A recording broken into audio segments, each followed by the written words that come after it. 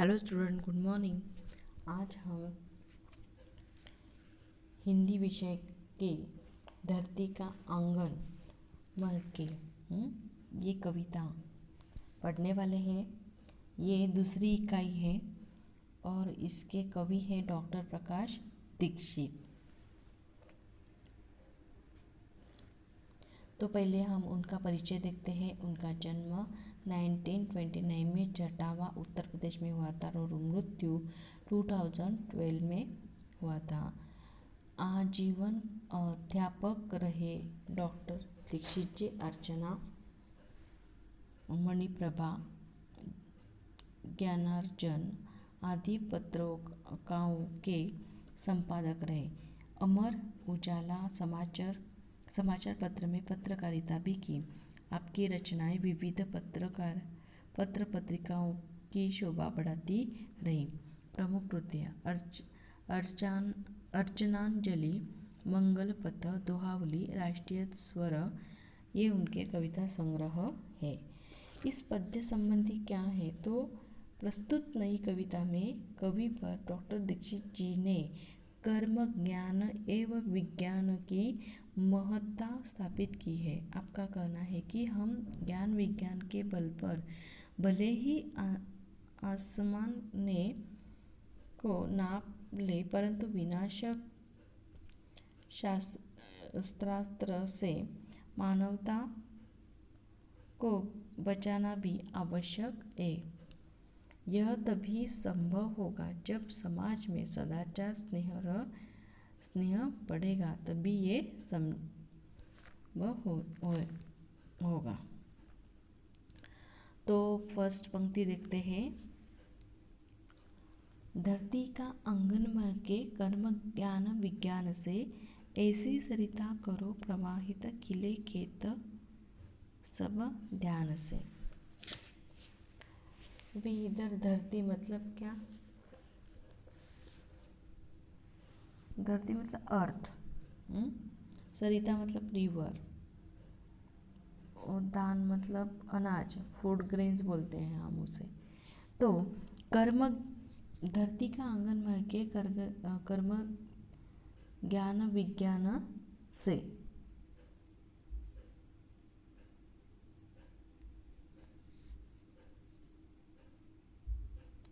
तो कर्म, ज्ञान व विज्ञान के महत्ता के कारण धरती का आंगन कैसे महक रहा है।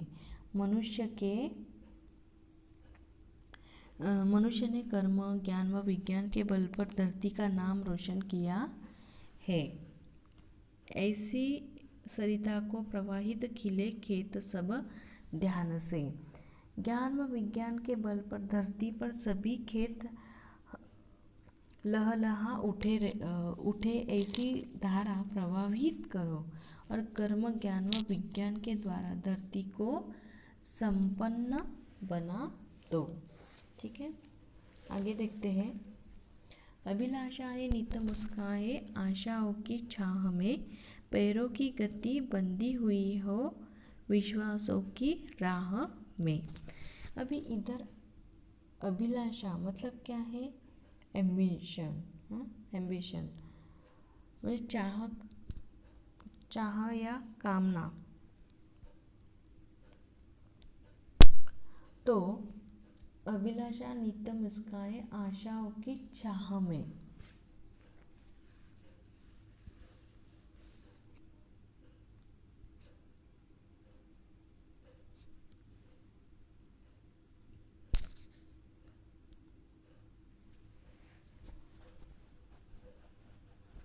और पैरों की गति बंधी हुई हो विश्वासों की राह में।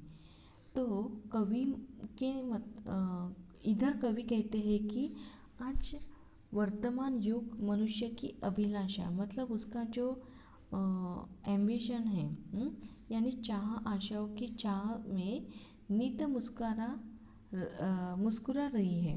मनुष्य को आशा है कि आज नहीं तो कल उसकी सारी मनोकामना पूरे होगी, इसलिए उसके लिए उसे क्या पैर बड़े विश्वास के साथ प्रगति पर पैर तेजी से आगे ही आगे बढ़ रहे हैं। पैरों की गति बंधी हुई, मतलब क्या कि उसकी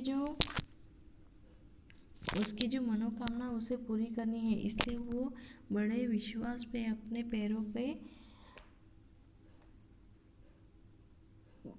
पैर के बड़े विश्वास के साथ वो अपने प्रगति पथ पर तेजी से आगे बढ़ रहा है। ठीक है, आगे देखते हैं। शिल्पकला कुमुदों की माला, वक्षस्थल का हार हो, फूल फलों से हरी भरी इस धरती का श्रृंगार हो। अभी कुमुदो मतलब क्या है, मतलब कमल, और वक्षस्थल मतलब चेस्ट। तो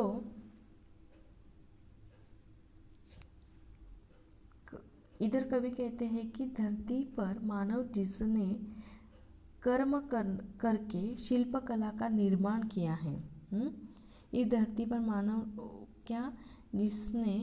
मानव जिसने कर्म करके शिल्पकला का निर्माण किया है, यह शिल्पकला कमल रूपी फूलों की माला जैसी है, और जिससे इस धरती का गौरव बढ़ रहा है, वह धरती के लिए गले का हार है। कवि की जो हार्दिक कामना है कि यह धरती फूलों फलों से संपन्न हो और धरती के श्रृंगार में वृद्धि हो, मतलब उसकी प्रगति हो जाए। ठीक है, आगे देखते हैं। चंद्रलोक या मंगल ग्रह पर चढ़े किसी भी यान से किंतु न हो संबंध विनाशक अस्त्रों का इंसान से। अभी क्या है कि चंद्रलोक, आज का आधुनिक युग में मानव ने कई क्षेत्र में काफ़ी डेवलपमेंट किया है। उसने ज्ञान व विज्ञान के बल पर आसमान को नाप लिया है। वह चंद्रलोक या मंगल ग्रह पर भी अपने अंतरिक्ष यान से जा सकते हैं कि नहीं। उसने चतुर्दिक प्रगति कर ली है। उसने क्या बहुत सारी प्रगति कर ली है। इस पर किसी भी प्रकार की रोक टोक नहीं है, परंतु उसका विनाशक अस्त्रों से किसी भी प्रकार का नाता नहीं होना चाहिए।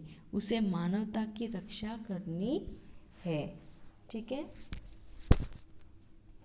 आगे देखते हैं। साहस साहस जीवन पट बुनकर प्राणों का तन ढाकती, सदाचार की शुभ्र शलका मन सुंदरता आकती।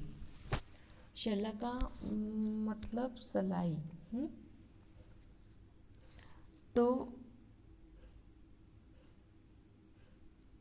इस धरती ने साहस का जीवन पट बुनकर सभी के प्राणों का तन ढक दिया है। इस धरती ने क्या किया है कि साहस का जीवन पट बुनकर सभी जो प्राणी है उनका तन है वो ढक दिया है, मतलब कवर किया है। कवि के अनुसार सदाचार व स्नेह के द्वारा ही मानवता का विकास होगा। सदाचार रूपी शुभ शलाका मन की सुंदरता, शलाका मतलब सलाई, मन की सुंदरता को आंकने का काम करेगी। मानवता के विकास के लिए सभी को सदाचार एवं स्नेह को अपनाना चाहिए। ठीक है, आगे देखते हैं। प्रतिभा का पैमाना मेधा की ऊंचाई नापता, मानवता का मीटर बना मन की गहराई मापता। प्रतिभा का पैमाना मतलब मापदंड, और मेधा का मतलब है बुद्धि। तो कवि कहते हैं कि प्रतिभा का मानदंड बुद्धि की ऊंचाई नापने का काम करता है। ठीक है। सभी के हृदय में मानवता निर्माण होनी चाहिए। मनुष्य को मानवता का मीटर बनकर दूसरों के दिल की गहराई मापने का कार्य करना चाहिए। अर्थात मानव की प्रतिभा को मानवता के लिए कार्य करना चाहिए। तो आगे देखते हैं। आत्मा को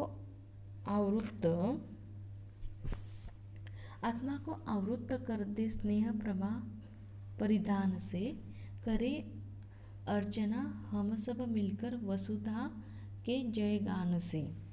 इधर आवृत्त का मतलब क्या है? ढक लेना,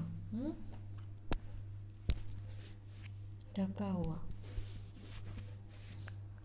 तो मनुष्य को अपनी आत्मा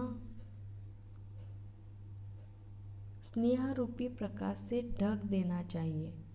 मनुष्य को क्या करना चाहिए कि अपनी जो आत्मा है स्नेह रूपी प्रकाश से ढक देना चाहिए।